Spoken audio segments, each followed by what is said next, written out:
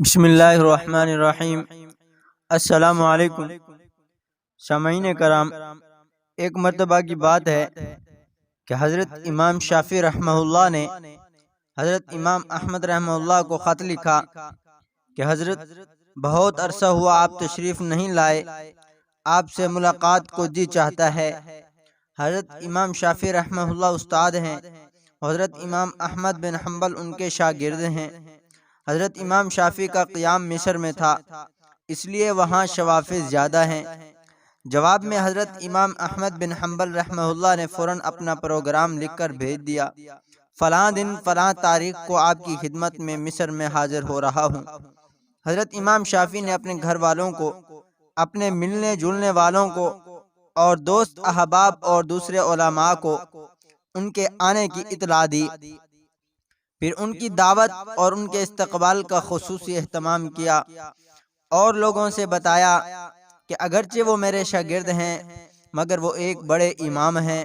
اللہ تعالی نے ان کو بڑا مرتبہ عطا فرمایا ہے۔ چنانچہ جس دن ان کو پہنچنا تھا اس دن امام شافعی اپنے شاگردوں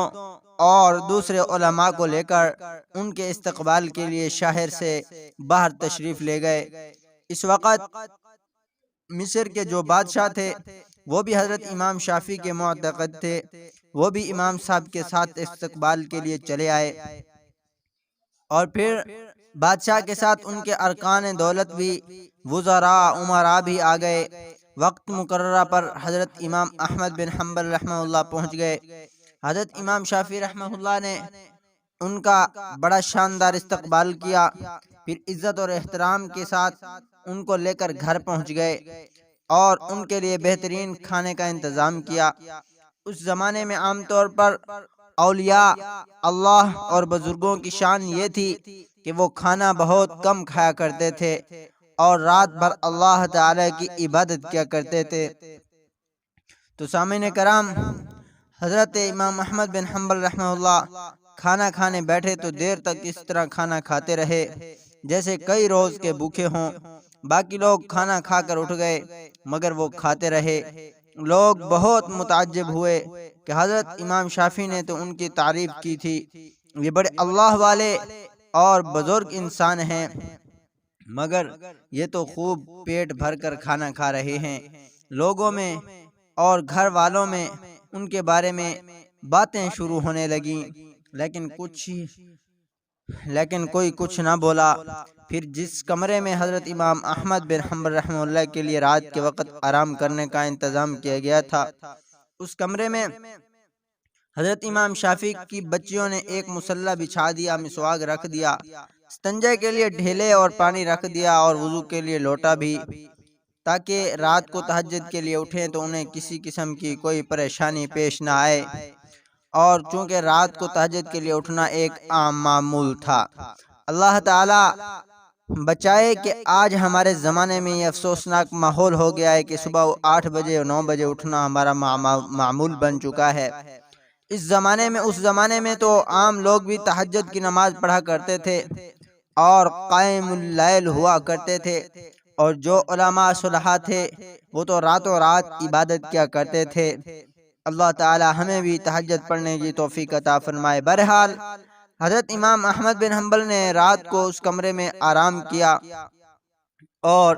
صبح اٹھ کر فجر کی نماز پڑھنے چلے گئے۔ جیسے ہی وہ نماز کے لیے نکلے تو امام شافعی رحمہ اللہ کی بچیاں اس کمرے میں آ گئیں، تو وہاں دیکھا کہ پانی کا لوٹا ویسے کا ویسا پانی سے بھرا ہوا ہے، نہ مسواک استعمال ہوا، نہ ڈھیرے استعمال ہوئے، نہ وضو کے لیے پانی استعمال ہوا، سب کچھ جیسا تھا ویسا ہی رکھا۔ اب ان کے دل میں یہ شبہ ہوا کہ شاید رات کو چونکہ زیادہ کھا لیا تھا اس لیے تہجد کے لیے آنکھ نہیں کھلی۔ جب فجر کی نماز پڑھ کر حضرت امام احمد بن حنبل رحمہ اللہ تشریف لائے تو گھر والوں نے حضرت امام شافعی سے کہا کہ آپ نے فرمایا تھا بڑے اللہ والے ہیں، بڑے بہت بزرگ ہیں، مگر رات کو انہیں کھانا بھی خوب کھایا، رات کو ہم نے ان کے لیے وضو استنجے کے لیے یہ چیزیں رکھی استعمال نہیں ہوئی، لگتا ہے انہوں نے تہجد بھی نہیں پڑھی۔ سامعین کرام، اب حضرت امام شافعی رحمہ اللہ کو بھی تشویش ہوئی، لہذا انہوں نے حضرت امام احمد بن حنبل رحمہ اللہ کو بلایا اور تنہائی میں لے جا کر ان سے پوچھا کہ اس طرح کی باتیں سننے میں آ رہی ہیں، آپ نے کھانا بھی غیر معمولی طور پر کچھ زیادہ کھایا، جس کمرے میں آپ کے سونے کا انتظام کیا گیا تھا اس میں آپ نے وہ چیزیں استعمال نہیں کی، کیا آپ کے مزاج میں تبدیلی آ گئی ہے؟ تو امام احمد رحمۃ نے فرمایا، حضرت میرے بارے میں جو باتیں ہو رہی ہیں وہ درست نہیں ہیں، بلکہ کچھ بات اور ہے۔ بات دراصل یہ ہے کہ میں جس وقت کھانا کھانے کے لیے آپ کے دسترخوان پر پہنچا، جس وقت میں نے اس کمرے میں قدم رکھا تو میں نے دیکھا اس کھانے کی حلال اور طیب ہونے کی وجہ سے وہ کمرہ نور سے دو چند ہو چکا تھا، اور یہ دیکھا کہ آسمان سے لے کر اس دسترخوان تک انوارات کی بارش ہو رہی تھی۔ تو جب میں نے یہ صورتحال دیکھی تو میں نے سوچا کہ شاید اس سے زیادہ حلال اور طیب پاکیزہ کھانا مجھے زندگی میں نہیں ملے گا، تو میں نے اس لیے زیادہ کھایا، اور